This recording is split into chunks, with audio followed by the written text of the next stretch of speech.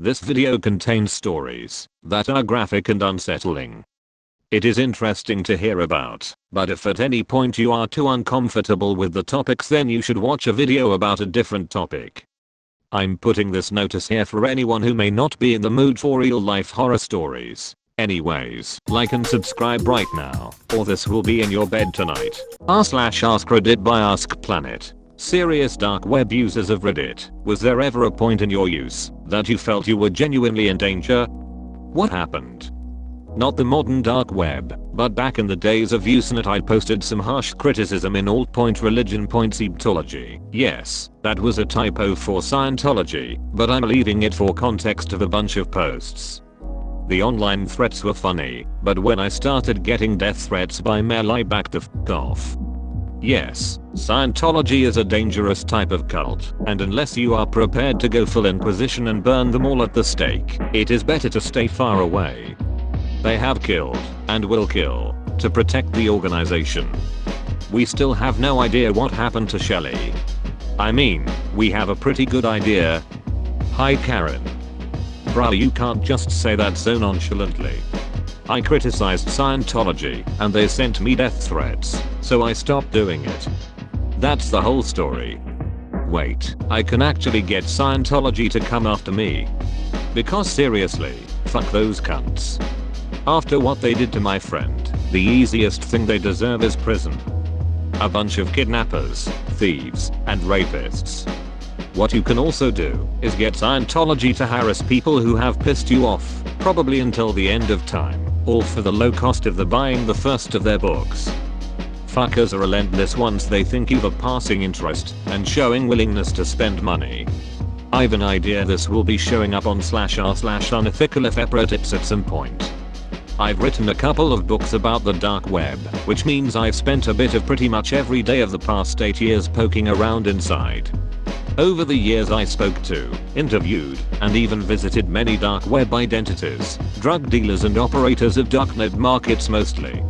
I attended the trial of one of the most evil people on the planet, Lux, the owner of Hurt to the Core, a child torture site. Turned out to be a friendless unhappy kid who built his evil empire from his childhood bedroom, with his parents blissfully unaware of what was happening under their noses. The only time I felt even slightly in danger despite all this nosing around in there was when I helped uncover a Hidman scam.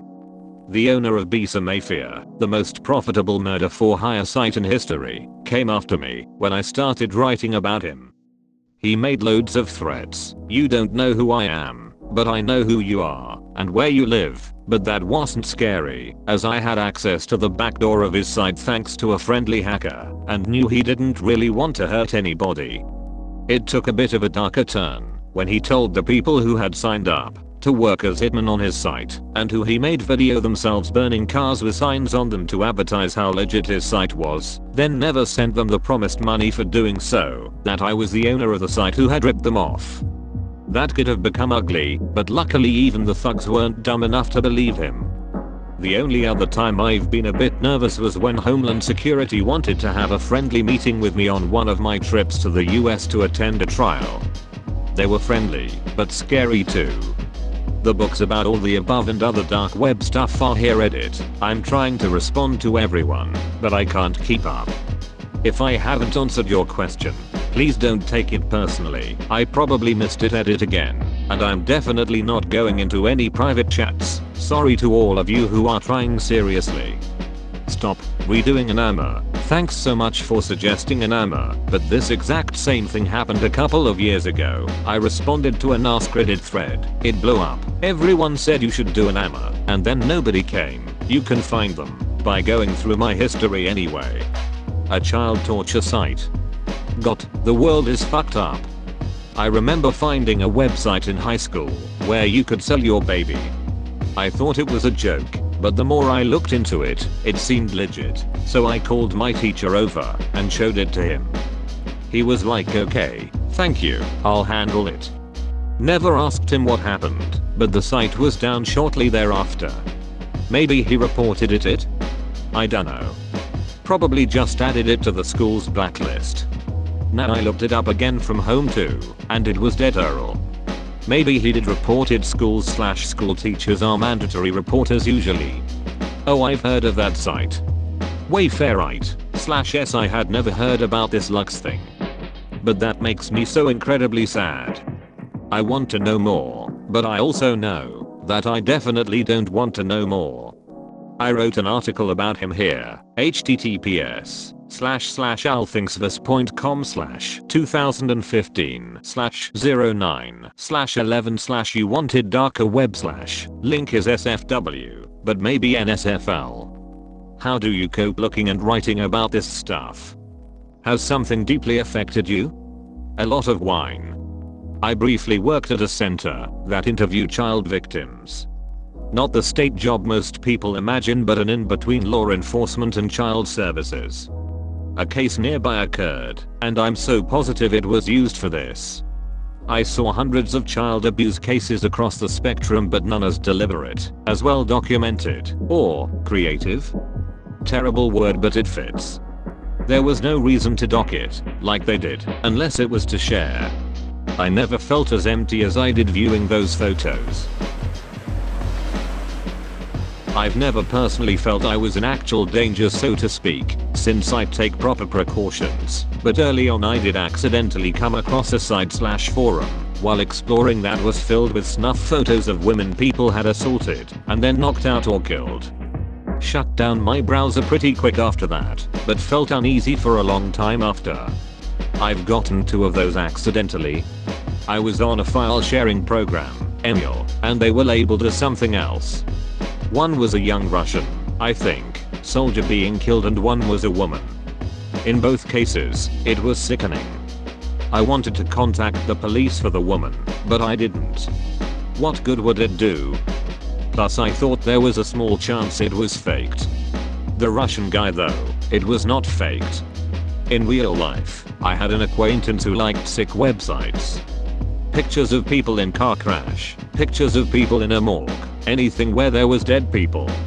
I stopped talking to him because the stuff he sent me just kept getting sicker. 4F. All I sent him was jokes and images/movies of girls. It makes me sad that there are people who are into this. Seriously, I was disgusted and horrified, and then felt sad for days. Also, if other people weren't into it, then maybe there would be no market for this stuff. About the Russian guy, was he beheaded by a knife by chance?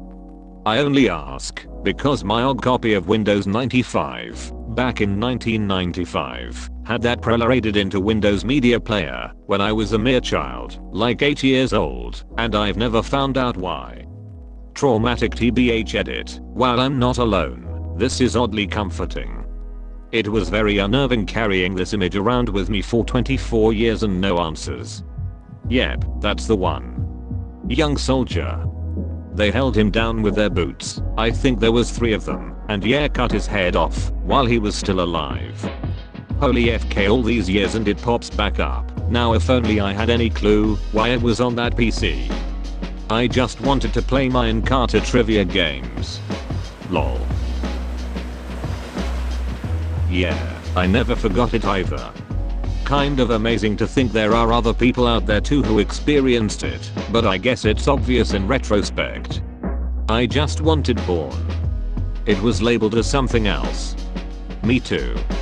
I always thought it was literally just my uncle's computer and I've never looked at him the same. I still see that video in my head. I think I watched it. Then I turned it off. I don't think I saw the part you mentioned. It's possible your uncle, like me, got tricked. When I got it off Emule, it was labeled as big titty girl or sexy Asian girl or something. I actually stopped using Emule because someone started poisoning downloads. Many things you tried to get were actually something else. They started with snuff videos, then they added child. I guess someone thought that was hilarious. I don't know if anyone is still using Emule, but I wouldn't recommend it. I think I stopped somewhere around 2000 because of the poisoning issue. Man, y'all were hardcore. I saw that guy that lost his lower jaw in a motorcycle accident back on Rotten.com and was like, welp, that settles it, and haven't so much as watched a horror film since. Not for me. Unrelated, but I've been trying to remember the name of the Encarta games for about 3 months now, thank you. I don't know if you needed some insight, but that videos, I think there was a lot of them, are from second Chechen conflict in Russia. Those young Russian soldiers were 18-year-olds serving mandatory military service. They were attacked by Chechen guerrillas near Tucha village. After the battle for said village, guerrillas captured 6 young soldiers, and you know what happened after? All of the 6 guys died. What's with the pre-downloaded sick videos of people being beheaded? I remember when I was around 5-6 years old, my sisters, mom, and I were using our dad's newly bought flip phone. We took a picture together, and when we looked at the gallery, mom noticed that there was a video saved when there shouldn't be. When she played it, we saw it.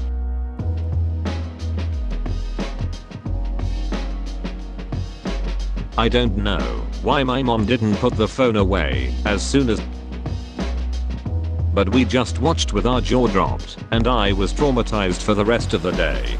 If you find yourself in a situation where you may be viewing these types of videos, you now know that most people who view this content wind up feeling very disturbed and regret watching it after. I hope you learned something from this video. Be careful on the web.